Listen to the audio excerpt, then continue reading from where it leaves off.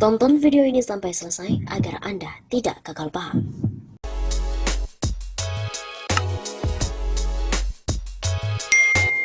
Lagi-lagi perkara dengan menteri yang akan diganti. Diharapkan 4 menteri ini segera diganti. Siapa sajakah mereka?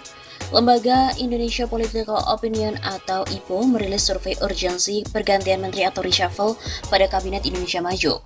Pada 4 menteri yang paling diinginkan responden untuk diganti, dilihat melalui Detikcom dari pemaparan survei IPO Sabtu 4 Desember, menteri-menteri dalam Kabinet Indonesia Maju ini dibagi dalam 4 klaster.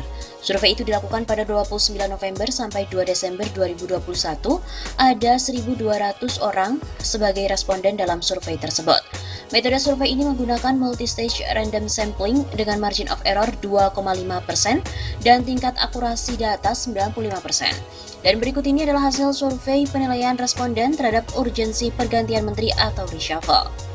Bidang ekonomi, Sofyan Jalil 39%, Ida Fauziah 24%, Teten Masduki 17%, Muhammad Lutfi 13%, Syahrul Yassin Limpo 2%, Erlangga Hartarto 2%, Agus Gumiwang 1%, Sri Mulyani 1%, dan Erick Thohir 1%. Lalu bidang Polhukam, Yasona Lauli 32%, Mahfud MD 26%, Prabowo Subianto 18%, Johnny G. Plate 13%, Tito Karnavian 7%, dan Retno Marsudi 31%. Lalu bidang maritim investasi, Siti Nurbaya 36%, Sakti Wahyu Trenggono 29%, Luhut Binsar Panjaitan 21%, Arifin Tasrif 9%, Budi Karya Sumadi 5%. Lalu Basuki Hadi Mulyono 0%, Bahlil Lahadalia 0%, Sandiaga Uno 0%. Bidang PMK, Yakut Holil Komas 42%, Zainuddin Amali 23%, Muhajir Effendi 21%, Nadiem Makarim 9%, Gusti Ayu Bintang Darmawati 2%, Abdul Halim Iskandar 1%, Tri Risma Harini 1%, Budi Gunadi Sadikin 1%.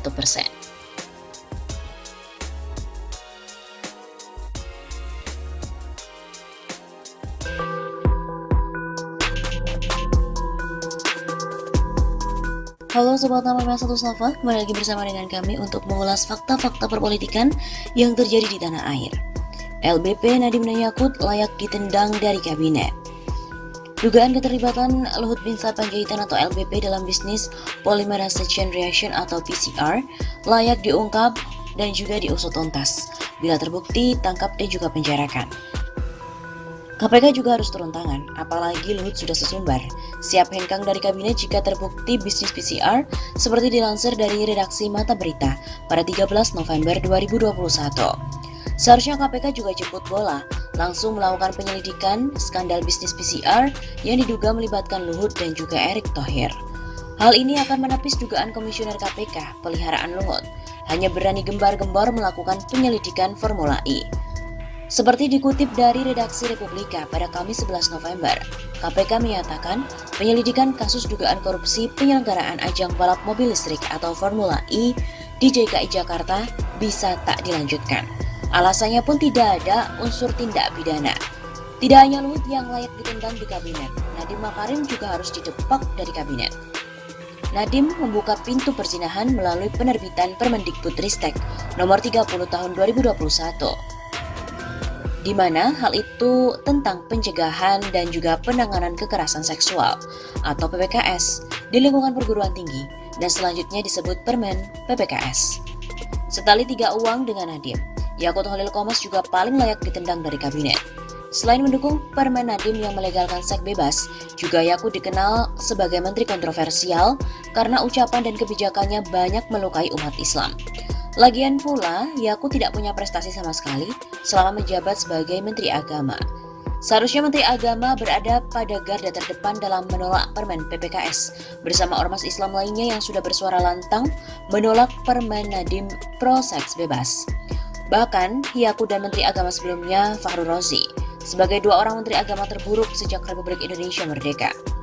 Keberanian Jokowi untuk mendepak Luhut, Nadiem dan juga Yakut akan menghilangkan adanya kesan dalang dan wahyang, termasuk pesanan agama dan ideologi tertentu dalam melakukan pendangkalan akidah umat Islam melalui tangan Nadiem dan juga Yakut.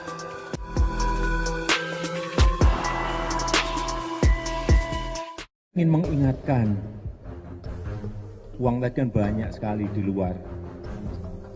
Ada sudah data di kantongan saya, data di Kementerian Keuangan ada.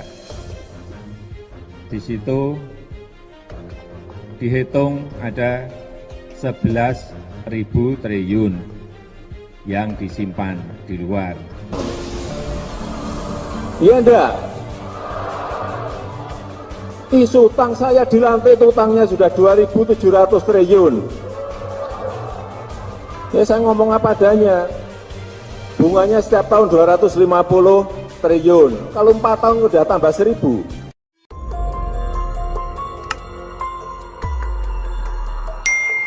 LBP tamat, Jokowi tumbang. Pilar mendukung Jokowi goyah. Para menteri mulai saling intip untuk cari aman. Tidak menutup kemungkinan prahara politik di India dan Malaysia berimbas kemudian ke Indonesia. 12 menteri India mengundurkan diri. UMNO menarik dukungan dari Perdana Menteri Muhyiddin Yassin. Mungkinkah PDIP, Gerindra, dan Golkar keluar dari koalisi Jokowi? Publik menangkap kesan dukungan terhadap Jokowi mulai melemah. Indikasinya PPKM darurat yang dipimpin LBP tidak sesuai skenario. Jokowi diambang jatuh. Menurut konstitusi, jika Jokowi tumbang, Ma'ruf Amin presiden, HRS bebas, COVID-19 selesai. Pembantai dan pembunuh 6 laskar FPI dipecat, ditangkap, diadili dan digantung rame-rame di Monas. Banyak pejabat pusat maupun daerah diam-diam mulai melakukan pembangkangan terhadap LBP, di mana disebut-sebut secara de facto sering mempertontonkan kekuasaan layaknya seorang presiden, bukan sebagai seorang Menko. Kuat dugaan PPKM darurat menyimpan agenda tersembunyi. Orang kuat di pemerintahan Jokowi sedang memancing di air keruh untuk melanggengkan kekuasaan melalui isu Presiden 3 periode dan mempersiapkan Ganjar Pranowo yang tidak didukung PDIP pada Pilpres 2024. Penggiringan opini melalui lembaga survei sudah bergerak lebih jauh. Bahkan Ganjar Pranowo versi PSK memiliki elektabilitas tertinggi mengalahkan Prabowo dan Anies Baswedan. Responden siluman, akal-akalan lembaga survei sebagai PSK alias pekerja survei komersial. PPKM darurat sebagai pancingan untuk skenario politik yang lebih besar, memuluskan agenda Cina komunis di Indonesia. Menariknya, publik tidak terpancing dengan skenario tersebut. PPKM darurat gagal, skenario rusuh nasional pun gagal total. Misalnya, PPKM darurat tidak lebih dari darurat PSBB ketika awal-awal diberlakukan awal tahun lalu.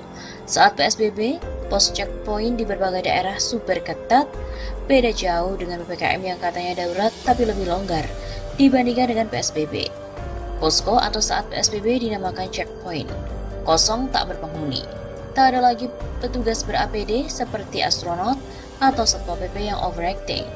Pertanda mulai ada pembangkangan daerah terhadap LBP.